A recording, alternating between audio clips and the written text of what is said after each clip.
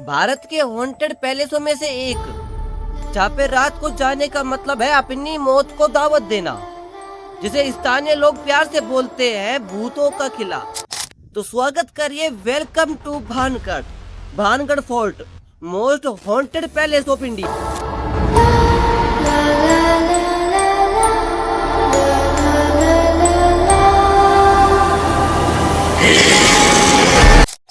नमस्कार जी, मेरा नाम है जानू शर्मा और मेरा काम है हकीकत को सामने लेके आना और भारत को एक्सप्लोर करना, ताकि भारत को एक नई पहचान मिल सके। तो यहाँ के स्थानीय लोग बोलते हैं कि कोई टाइम पर यहाँ पे हजारों की संख्या में लोग रहते थे और आज भी यहाँ पर हजारों की संख्या में भूत प्रेत जिंद रहते हैं। मतलब कोई टाइम पे इनका अलग ही साम्राज्य था। गांधी जी यार समझा करो भाई। या मोदी जी आप तो समझो। अब तुम दोनों को कैसे समझाऊं भाई? भाई वो भूत है, वो जिंद है, वो वोट नहीं दे सकते। कैसे वोट मांगने जाऊं उनसे मैं? इसीलिए हो रहा है क्योंकि ये वोट चोरी कर रहे हैं। तुम तो गांधी जी चुप ही रह लो। वो भूत है, वो ईवीएम हैक करना नहीं जानते, उनको नहीं आती पायथन फुल स्टैक की कोडिंग। इसका कारण नरेंद्र मोदी। ये है किला भानगढ़ का और ये है उसका एंट्रिंग पॉइंट, जहाँ पे दो गार्ड हमेशा खड़े मिलते हैं और वो आपका टिकट चेक करते हैं और आपसे बोलते हैं कि शाम को 6 बजे से पहले बाहर आ जाना, वरना भूतों की दावत बन जाओगे।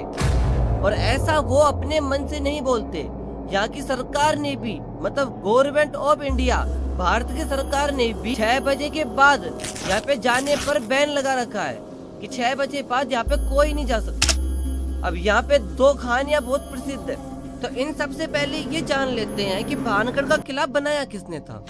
तो ये बनवाया था माधो सिंह ने, और ये माधो सिंह पुत्र थे मान सिंह के, और ये मान सिंह वही हैं जो अकबर के काफी नजदीकी थे। तो ये बात है 1573 की, जहाँ पर माधो सिंह ने अरावली पर्वतमाला के बीच में भानगढ़ किला बनवाया था।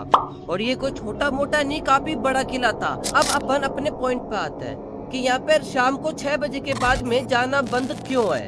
यहाँ पे 6 बजे के बाद में गार्ड इसके दरवाजे बंद क्यों कर देते हैं? यहाँ पे 6 बजे बाद में जाना मना क्यों करते हैं? यहाँ के स्थानीय लोग 6 बजे के बाद अंदर जाने के लिए मना क्यों करते हैं? तो इसके पीछे दो रीजन है। इसे एक तरफ साइंस की तरफ लेके चले या फिर इसका एक स्थानीय कहानी के अकॉर्डिंग लेके चले। तो पहले साइंस का अकॉर्डिंग लेके चले तो यहाँ पे सरकार ने 6 बजे के बाद जाना बैन लगा रखा है। क्यों? क्योंकि ये सरिता के काफी पास में है, तो यहाँ पे रात को जंगली जानवर के आने का खतरा रहता है। इसलिए यहाँ पे शाम को 6 बजे के बाद अंधेरे में जाने पर बैन लगा हुआ है। और वही स्थानीय लोगों की बात करें तो स्थानीय लोगों में अलग अलग कहानी प्रचलित है।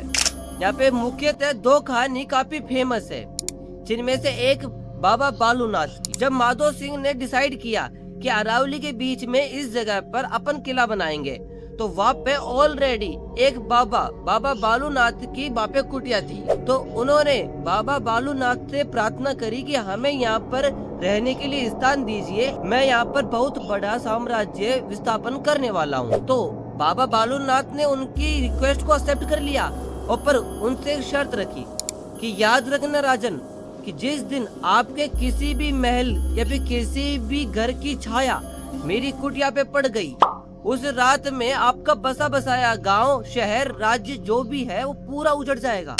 तो माधो सिंह ने बाबा बालूनाथ की शर्त मान ली और वहाँ पे अपना किला बनाया और ध्यान रखा कि किसी भी किले की, महल की या किसी घर की छाया बाबा बालूनाथ के कुटिया पे ना पड़े। पर जब उनके देहांत के बाद में उनके पोते अजीब दास ने उनके किले का पुनर्निर्माण करवाया, तो उन्होंने 4 मंजिला किले का 7 मंजिला बना दिया, मतलब 3 मंजिल एक्स्ट्रा बना दी। और जैसे ही ये मंजिल बनाई तो बाबा बालूनाथ की कुटिया पर छाया पड़ गई और कहते हैं कि उसी दिन एक रात के अंदर पूरे साम्राज्य खत्म हो गया। और दूसरी कहानी है एक तांत्रिक की, एक सोंदिया नाम के तांत्रिक की। कहा जाता है कि तांत्रिक का दिल वहाँ की राजकुमारी पे आ गया था और राजकुमारी काफी सुंदर थी और आकर्षक थी। तो तांत्रिक को पता था कि भाई अपनी पेश तो पड़ेगी नहीं, कहाँ पे कहा वो महलों में रहने वाली और कहाँ पे कहा मैं तांत्रिक। तो उसने ब्लैक मैजिक का सहारा लिया। एक बार राजकुमारी बाजार में गई और उनको एक इत्र काफी अच्छा लगा, तो उन्होंने उस इत्र की शीशी को खरीद लिया और उसी टाइम तांत्रिक सोंदिया ने उस इत्र की शीशी पर ब्लैक मैजिक कर दिया कि जो भी इसको लगाएगा वो तांत्रिक की तरफ ऑटोमेटिक दौड़ा आएगा। तो ये बात राजकुमारी को पता लग गई। तो राजकुमारी ने ये इत्र की शीशी एक बहुत बड़ी चट्टान पे डाल दी और जैसे कि भाई ब्लैक मैजिक में था कि जो भी इसको लगाएगा वो तांत्रिक की तरफ दौड़ा दौड़ा आएगा। तो जैसे ही ये इत्र की शीशी बड़ी चट्टान पे गिरी तो वो चट्टान दौड़ी दौड़ी लुढ़कती लुढ़कती सीधा तांत्रिक के ऊपर जाके गिरी, जिसके नीचे दबकर तांत्रिक की मौत हो गई।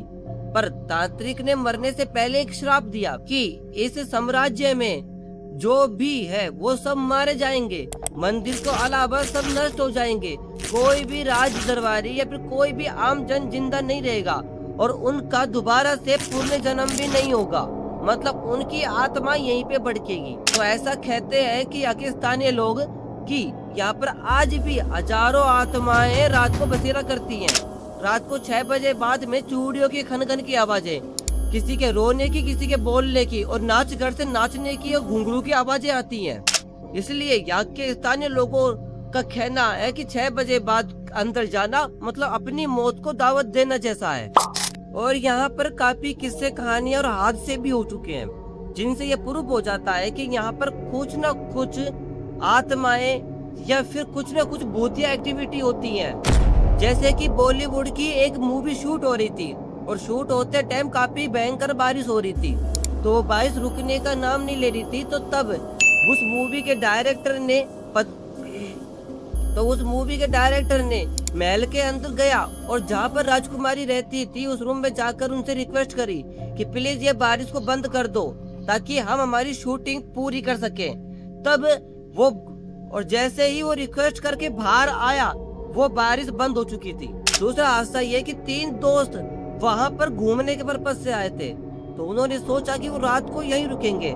तो जब वो वहाँ पर रुके तो उनको खिड़की पर कोई खड़ा दिखाई दिया। जब उन्होंने देखा खिड़की पर जाकर तो वहाँ पर सिर्फ एक बिल्ली खड़ी थी। यकीन मानो दोस्तों, उन्होंने खुद ने अपने इंटरव्यू में बताया कि जब वो महल से निकले और महल से निकलने के 100 मीटर बाद तक उन्हें वो बिल्ली बार बार दिखाई दी। जा रहे हम गाड़ी के नीचे से वही काली बिल्ली जो मैं भानगढ़ में दिखी थी अंदर, 100 किलोमीटर तक वही बिल्ली दिखती रही मुझे रोड पार करती हुई, कम से कम 8-10 बार। क्या बात भी होगा और देखा भी होगा। झांसी की रानी लक्ष्मीबाई नाम का एक एपिसोड आता था कलर्स टीवी पर, तो उसकी शूटिंग के लिए वो भानगढ़ के किले में आए हुए थे। तब उनके साथ में हादसे होने लगे। उनकी टीम के क्रू मेंबर्स को कुछ नाचने की आवाजें, घुंघरू की आवाज आने लगी, किसी की रोने की आवाजें आने लगी और ऐसा एक के साथ नहीं काफी लोगों के साथ होने लगा। और एक दिन नहीं, लगातार 2-3 दिन होने लगा। तो उन्होंने डिसाइड करा कि वो यहाँ पे शूटिंग नहीं करेंगे। उन्होंने यहाँ पे शूटिंग नहीं करी और कहीं और जाकर शूटिंग करी। और यहाँ पे काफी यूट्यूबर्स का दावा है कि उनकी वीडियो में भूत रिकॉर्ड हो जाते हैं। अब ये हमने देखा है सिर्फ स्थानीय कहानियां और कुछ हादसों के अकॉर्डिंग, और यहाँ पे अभी साइंस का मानना तो कुछ बाकी है। अब आपको पता है कि साइंस भूतों को नहीं मानता, इसलिए साइंस के वैज्ञानिकों ने अपनी अलग ही थ्योरी दी हुई है। उन्होंने कहा कि रात को यहाँ पे रोने की आवाजें कोई इंसान या भूत नहीं रोता, बल्कि यहाँ पे सरिस्का के पास होने के कारण यहाँ पे जंगली जानवर रात को रोते हैं, जो कि उनकी रोने की आवाजें रूबरू भूतों जैसी लगती हैं। और उन्होंने कहा कि ये घुंघरू का आना, ये घुंघरू की आवाज का आना और अजीब आवाज का आना कोई भूतों का होने का संकेत नहीं है। यहाँ पे काफी जानवर, जब 2 या 2 से अधिक जानवर एक साथ आवाज निकालते हैं तो उनकी आवाज मिक्स हो जाती है, जिसकी वजह से घुंघरू जैसी अजीब आवाजें निकलती हैं। और रात को होने वाले हादसों के लिए मतलब काफी लोग वहाँ पे मर भी चुके हैं,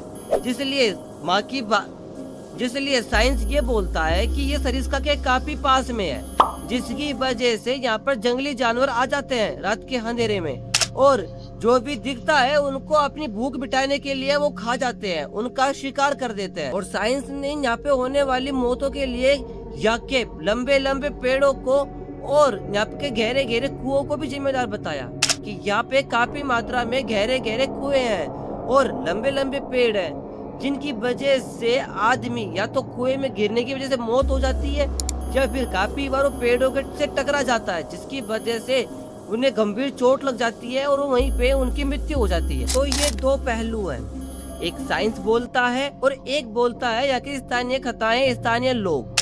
अब ये मानने के ऊपर है, काफी लोग जो साइंस को मानते हैं वो साइंस की बात यकीन करते हैं और काफी लोग जो भूत प्रेत जिंदों को मानते हैं वो स्थानीय कहानी का विश्वास करते हैं। इस पे डिपेंड करता है कि आप कौन सी कहानी को मानते हो, साइंस की दी हुई थ्योरी को या स्थानीय कहानी को। पर ये है कि यहाँ पे रात का 6 बजे बाद में जाना बिल्कुल मना। और ऐसा नहीं है कि भाई ये डरावना इलाका है तो यहाँ पे घूमने मत आओ।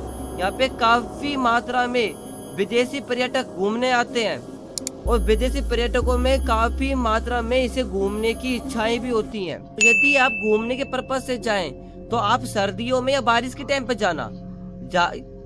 दोस्तों यकीन मानो यहाँ पे बारिश के टाइम पे काफी शानदार नजारा होता है।